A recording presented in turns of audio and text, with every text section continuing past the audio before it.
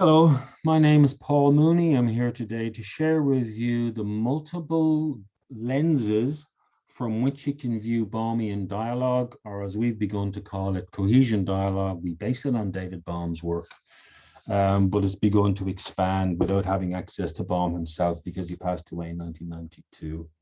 So this is what we call a spectrum of dialogue. On the vertical axis, it's creativity, which arises through dropped judgments, and on the horizontal axis, sustainable change as evidenced by dropped assumptions. So the degree that you drop assumptions and drop your judgments, the type of engagement moves into the top right. Bottom left is lose-lose, top right is win-win. I want to bring in a couple of T's here, thunks. These are the thoughts that I've had in the past, which I am actually processing now, but which serve no useful function. There was a great phrase I learned in South Africa called a wenwees. And I said, what's a wenwee? Well, it's somebody who, when you speak to them, they would say, well, when we did this, it was great. Or when we did that, it was terrible. Or when we did this, and people who live in the past. So thunk is a thought from the past. The thought itself could be in the present, but it's actually not yours. Imagine that, put there by your media, by your boss, by your parent, by your school, by your religion. It's not yours, and you're defending it, really?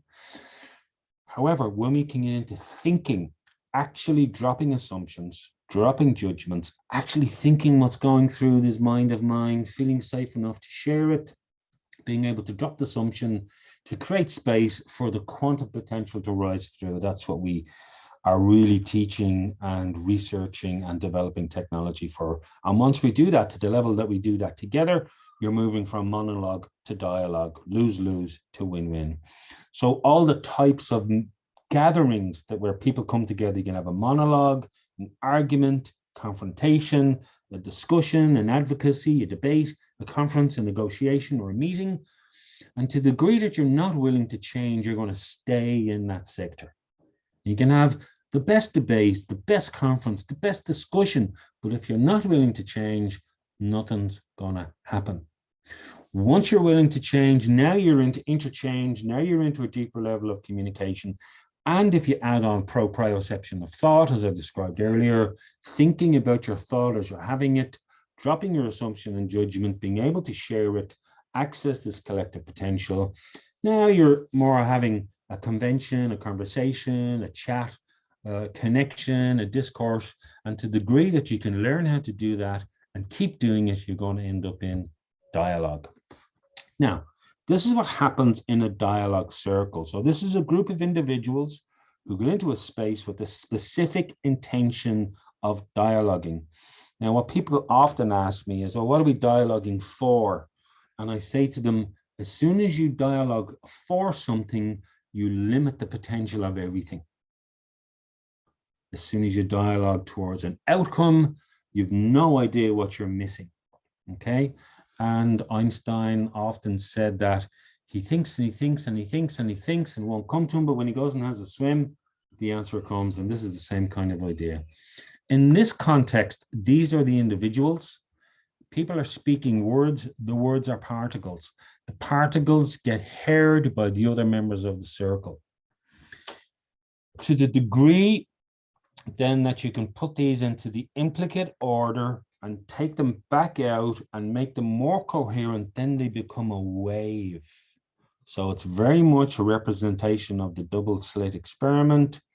Word particles exploding and becoming a wave. And you know when you're in a circle, when a wave is happening because everybody feels it. You also know when a word is happening because people don't feel it or they're pushing back against it. So this is how we represent the moving in and out towards the implicate order, enfolding in and unfolding out as the explicate order. And that's our explanation of what happens in a circle from a quantum physics perspective. On the left, you have particle thinking. I'm an individual and I'm going to send you that particle and you're going to get the same particle and you're going to get the same particle and so are you. But what if the particle is incoherent?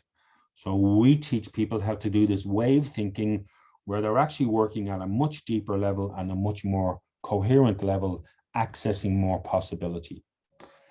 This is what we call a coherence wave. This is where the single mind meets the one mind. So the single mind is me.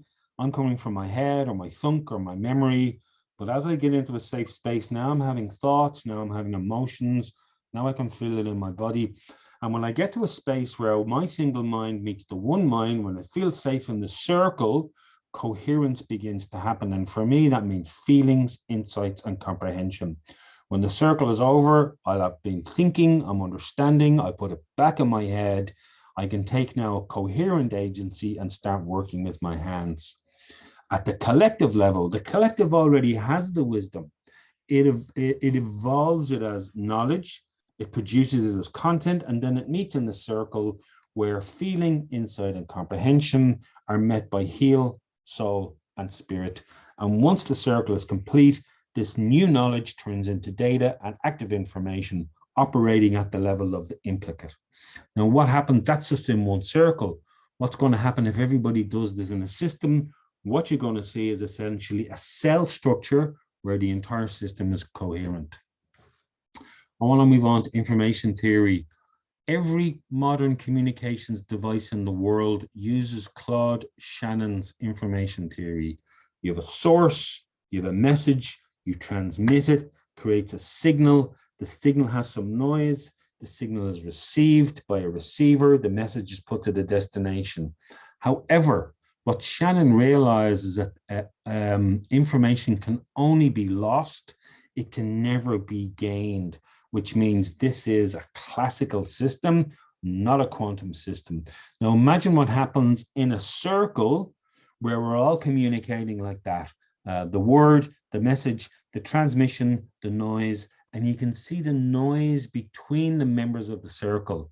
That's pretty much every meeting I've ever been at for 40 years. Well, that's not true.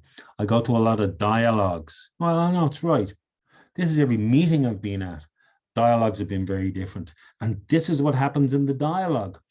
Dialogue is produced as a white noise transmitter, and it converts the noise to coherence. So you can see the difference between communication and dialogue. I want to show it to you another way. This is more of a journey for the leader and the members of a community or an executive or a team or an organization. And this is based on dialogue being mapped against coherence, based on incoherence at the bottom left and coherence in the top right. So you begin to have circles and more circles and more circles. And so you begin to transact better. Guess what? You're going to fall back. But then you'll get the energy to keep doing more circles, and then you'll transform. But you're going to fall back. And then you keep going on, and you keep doing more circles. Now you're beginning to transmute, and eventually you end up with the capacity to transcend what's ever going on in the system. And this is the final slide. It's my favorite, taken directly from Benoit Mandelbrot's work. At the top left there is the fractal geometry of a dialogue circle. So this is the shape of 8 people in a circle who come into a space and who genuinely, for the hour or the 90 minutes, get into a dialogue space. They have a felt connection. They're not criticizing each other. They're dropping their assumptions. They're dropping their judgments. And when they leave, they can take a deep breath and go, wow, that was a powerful experience. That's a dialogue circle. That can be online. That can be in person. Now, to the degree that these circles then repeat themselves in the organization, guess what you're going to get? You're going to get a huge hollow scope. It's going to push out and it's going to repeat itself based on the shape of the first circle. So where should the first circle be? The board, the executive committee, the leaders, the people who are making decisions on behalf of the others. So if you can get the dialogue circle right at the board, at the exco with the chief executive, and then it expands, you will end up with the fractal geometry of a dialogic organization, a dialogic community, or a dialogic civilization. Thank you for listening to the presentation. If you want to get in contact with me, chosenchief@cohesion.global or 087-338-9383. I'll be delighted to have a dialogue with you. Thank you for listening.